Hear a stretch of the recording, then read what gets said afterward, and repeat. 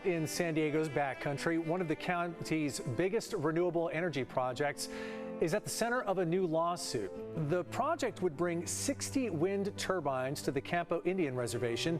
It's supposed to provide clean energy to more than 70,000 homes and tens of millions of dollars for the Campo Band of Degano Mission Indians. But residents in Campo and Boulevard say they don't want it and that it's going to hurt the environment. inewsource has been following the lawsuit closely. Joining me now is investigative reporter Mary Plummer to break it all down. Mary, thank you for joining us again on this Tuesday. Thank you, Carlo. Good to be here. Okay, this sounds like a big clean energy project. So why is there so much pushback from the locals out there?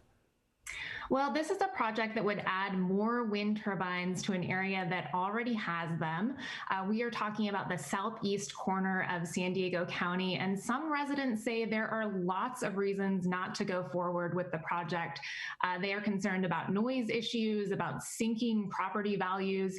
They also say this is bad for the birds and violates the Bald Eagle and Golden Eagle Protection Act.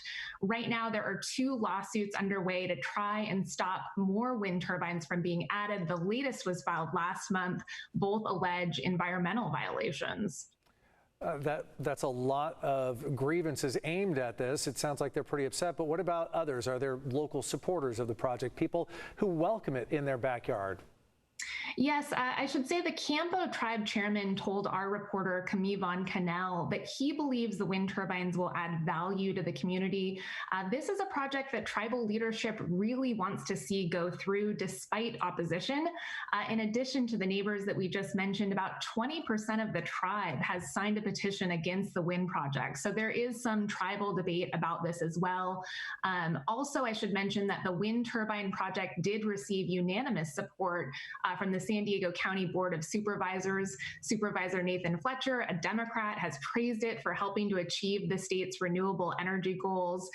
The developer says the turbines would create enough energy to displace about 58,000 metric tons of greenhouse gas emissions a year. It would bring in tens of millions of dollars in rent money and other payments to the tribe.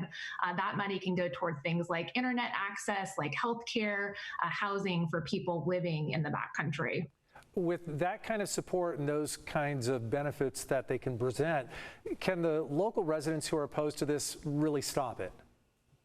You know, this is a pretty fascinating debate in that there are environmental arguments on both sides. Local residents can sometimes successfully block projects, certainly, but the reality is here that there's already a lot of money that's been spent on this effort. The developer has paid out over $1 million to the tribe, and another payment is set for this month. That's money that's already going out, money that's already being spent.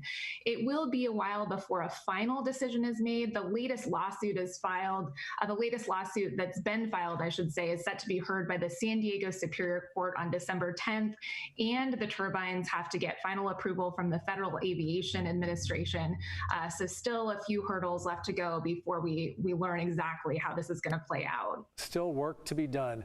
For more information to get deeper into this story and see what else is on the inewsource website, you can go to inewsource.org. They're a nonprofit investigative resource. They do fantastic work. Please check them out. Mary, thank you as always for joining us. Thank you, Carlo.